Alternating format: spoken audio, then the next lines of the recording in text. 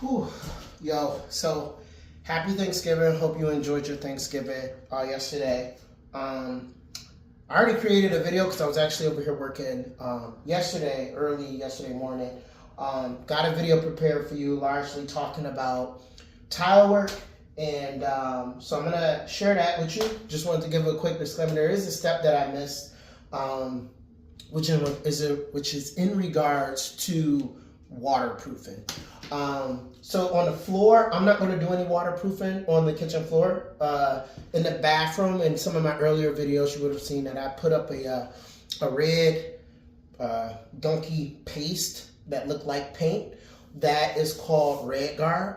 The thing is that concrete board and putting a tile on top of it with the sealants and all that other stuff, while it is effective somewhat at keeping, water, you imagine if like you spill water, you can quickly clean it up. At the same time, it can be very porous. So over time, water gets into the cracks, it eventually works its way through, and eventually it works its way all the way down to your wood, and so that it destroys that part. So then you have to end up taking everything up anyway. So people will put in a Red Guard or some similar type product that is waterproof, or it's like a membrane. You're putting a membrane on the ground itself, and that gives it an extra layer of waterproofing, so that if things do spill or whatever, it just takes longer to work its way through. Essentially, the membrane itself should make it so that it doesn't do that at all. So anyway, I wanted to give that disclaimer before sharing the full video. Nonetheless, today we're going to finish up. I went and bought some more thin set mortar, so we're going to hopefully try to knock out this whole floor today. I bought some paint for the cabinets, and definitely really excited. I got a delivery of some wood coming through, so we're going to do like a chair rail, and just make sure you can see it. So like right where this is, the goal is that I got enough wood material that we can do like a chair rail, so I'm waiting on that to come in. But other than that, the goal today is really just to crank it out on the floor. Probably going to take this fridge out.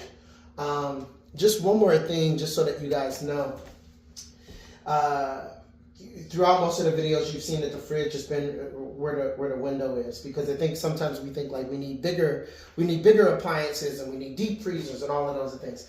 Well, from a space dynamic, if you're really thinking about it from a space wise, the fridge should go here, and this little crevice here, and it allows the window to be seen and brings in all of this natural light. So just kind of taking a look at it. Yeah, sorry about that.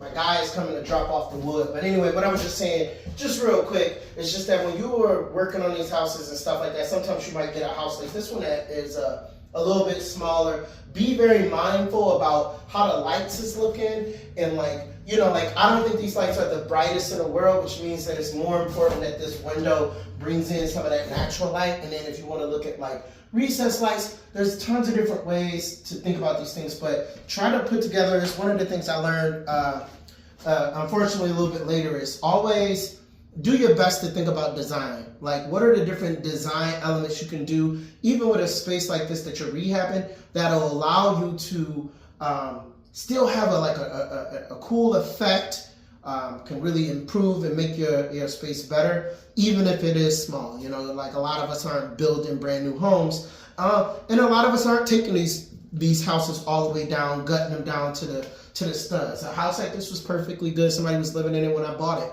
So play around with these different ideas. You can pull, not everything needs to be the gray, gray this, gray that you see on Zillow. Some of these things can be a hodgepodge of a lot of different things, and I think that if we're going to really be tackling some of the affordability issues in the city of Detroit and trying to address a lot of these concerns, it's not going to be bringing everything brand new and dropping tons of cash.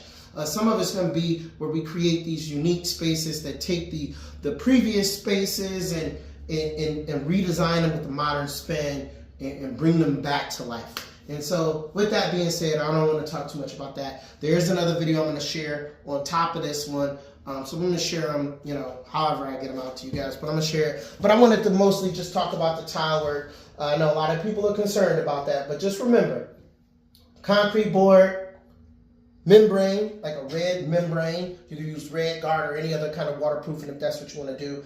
I close up the seams. So you can see here where we put the seams. We put down the fiberglass. Then we put down the thin set mortar. Then we start to layer. So we put our boards down.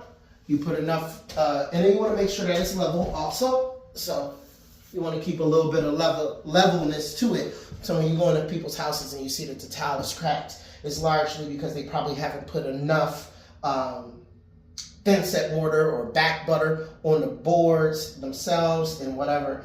And that's why it's cracking, because it's not really level and it's allowing you to like put pressure points in different spots. Then you put that, make sure you use your spacers. Clean up after yourself as best you can, as much as you can, so that at the end of the process, which you've seen on another video, you're not sitting there scrubbing it down. Put your grout in there, and then your grout takes about 48 hours. So if you're working on a weekend like I'm doing, it's always good to get yourself to a point where you can grout on like a Friday per se, and then you can just let it sit over a weekend and go do something else. I got other rooms to work on or stuff like that. But today, we're going to get to it, try to knock out a lot of things. Anyway, thank you guys for watching my video. And let me know if you need anything or if there's things you want me to cover and show you how you can. And again, a lot of this is, you can do this stuff yourself. This stuff isn't complicated. What I try to tell people is the only difference between you doing this stuff yourself and somebody else doing this work is that the other person that you pay to do it has years of experience knowing how to deal with things when things go wrong. And you may not have that confidence to screw up something and then try to fix it. Things have been going wrong since I've been fixing homes. But to be frank with you, when I've seen people I've paid contractors fix things or do a job that they have to fix, they go at it the same way you go at it. They take the same saws, the same screwdrivers, the same plastic, the same PVC, the same glues, and try to put these things back together. The only difference is that they know what they're doing and you're exploring what you're doing. But again, with YouTube and all of these other sources out there, Reddit, Google, all of these different things, you can figure this stuff out yourself. So you should never feel too scared to take on anything. And the only projects that I think you should be very cautious about are HVAC, electrical, plumbing, maybe, and roofing. Those are things that you probably want to just go ahead and allow the professional to take that on. Unless, of course, you bought a small enough house and you're trying to learn how to do those things, then by all means have at it. Anyway, other than that, I'm going to get to it, and I'll show you some of the stuff that I'm doing, and we'll talk soon. Peace.